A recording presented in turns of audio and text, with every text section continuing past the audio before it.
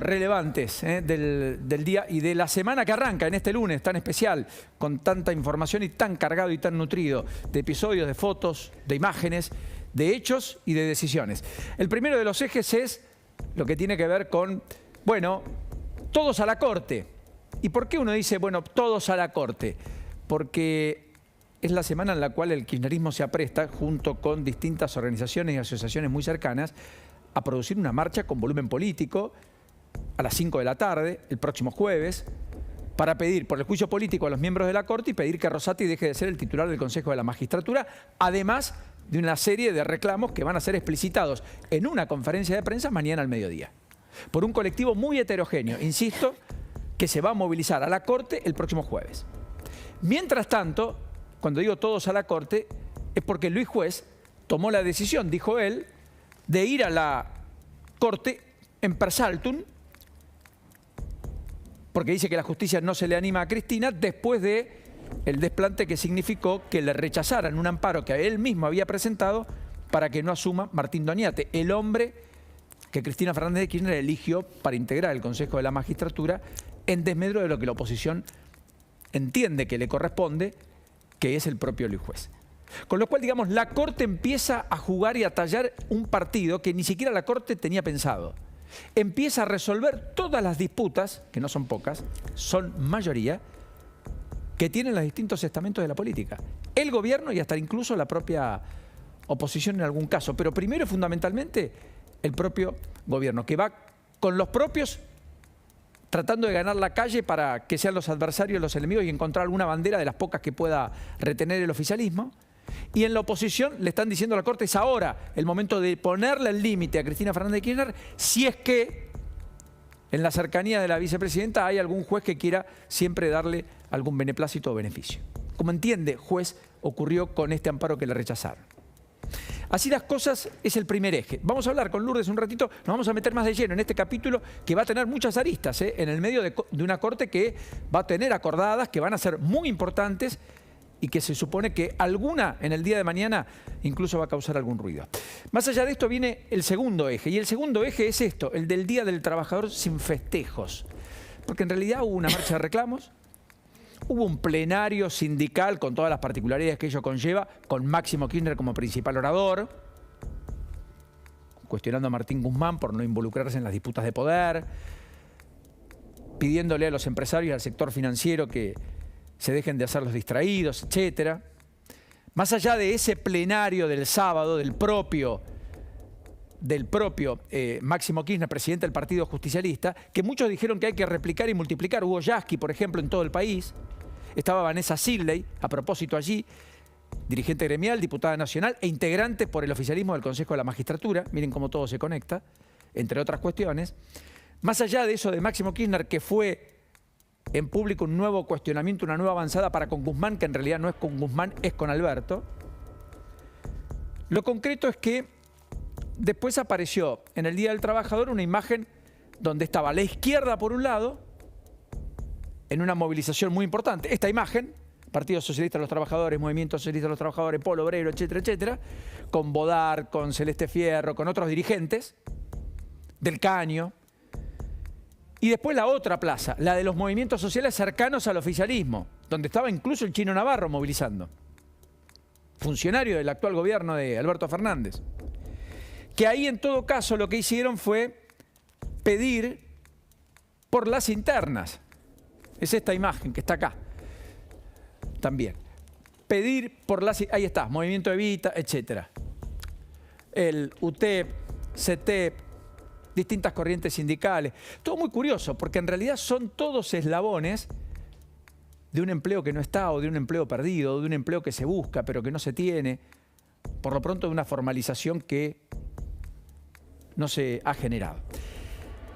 Y ahí pidieron por las internas. Ahí dijeron que había que poner a la Argentina antes que las internas. O sea, le hablaron también al propio gobierno. Es muy curioso. O sea, desde el oficialismo, lo poco que hicieron en términos de movilizaciones y demás fue contestatario para con el gobierno que los representa, que es un gobierno peronista.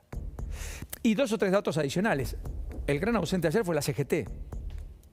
Solo se conoció un comunicado de las 62 organizaciones de José Ibarra, que dijo que estaban alarmados por el asombroso crecimiento de los precios de los alimentos.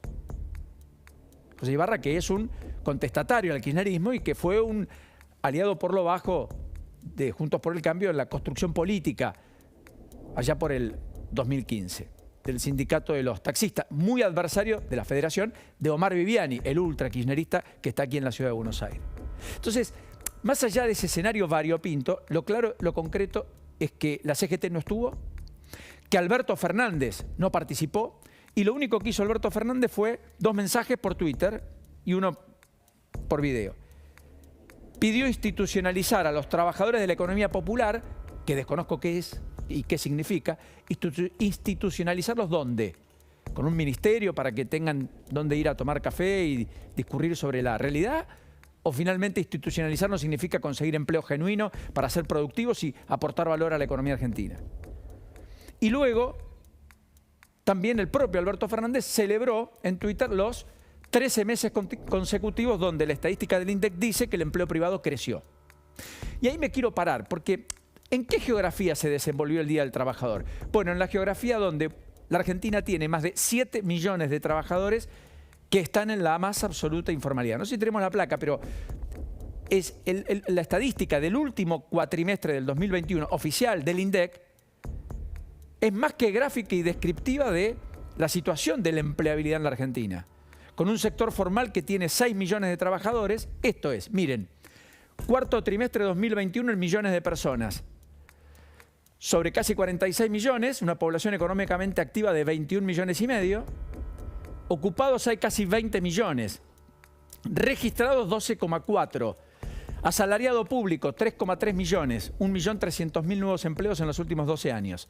Asalariado privado, 6 millones, muchos de los que están acá. 1.800.000 monotributistas, la pelean todos los días, algunos con más, menos éxito, etc. Autónomos, 400.000, los olvidados de siempre, a los que no le otorgan ningún beneficio.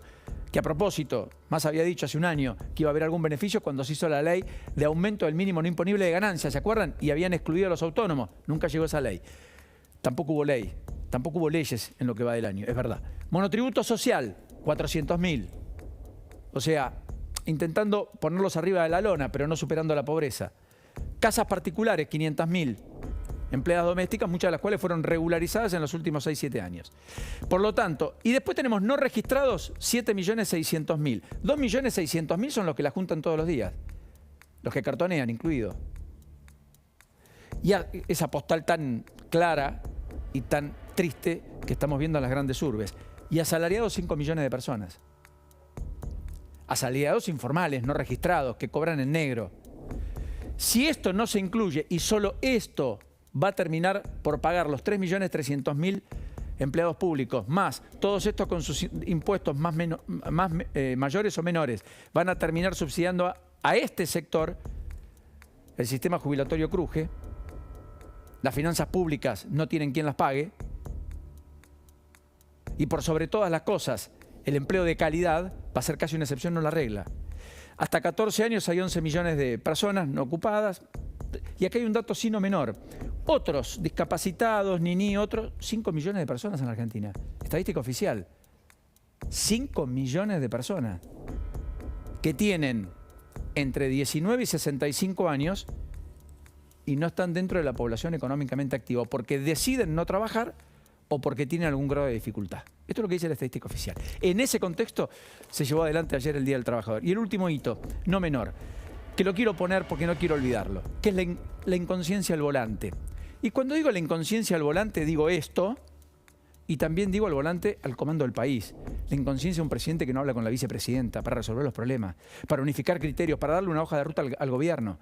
Ha convocado una reunión de gabinete, se supone, para el miércoles a las 7:30 de la mañana. Hace 6 meses que no se produce una reunión de gabinete. Acaba de terminar un encuentro con Guado de Pedro, el ministro político por excelencia, ministro del Interior, que volvió de una gira en Israel con 7 gobernadores, casi en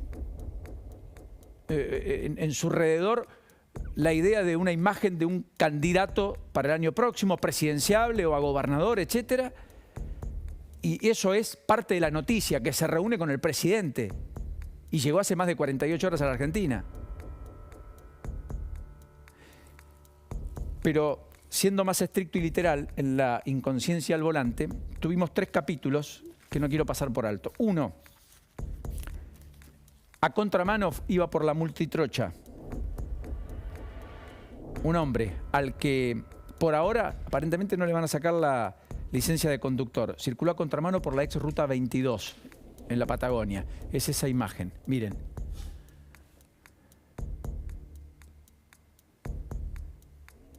¿Lo ven allá adelante? ¿Por en contramano? Impresionante. Y alguien lo filmaba. ¿Ven? En contramano. Debe ir re mamado, ¿no? Y ahí las voces de los que filmaban. Ruta 151. También fin de semana. Empresario, neuquino. En zigzag. En un auto de alta gama. Un Ford Mustang.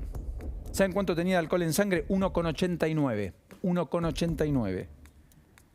Casi 3 veces más de lo permitido. No pudo seguir circulando y la licencia naturalmente le quedó retenida. Y después el caso del conductor que manejó muy ebrio 30 kilómetros a contramano en la ruta camino a Pinamar. Miren lo que es esto en la madrugada de ayer. 22 años. Manejaba con 1,34 gramos de alcohol por litro de sangre. Fue la ruta 74, que comienza en la ciudad de Benito Juárez y empalma con la ruta 11 en Pinamar. Iba en un Volkswagen Bora. A él sí le retuvieron la licencia de conducir. 22 años. 1,34, 1,86. Todos los lunes arrancamos con una imagen que tiene que ver con esto. Yo quiero simplemente decir algo. Recuerden esto. Miren el Luna Park. Vayan a ver un recital, un espectáculo, vayan a ver algo lindo. Imaginen que todo ese estadio está repleto ¿de quiénes? De las víctimas de accidentes de tránsito de cada año en la Argentina. Y la cancha de River o la cancha de Vélez se repleta con más de 70.000 personas.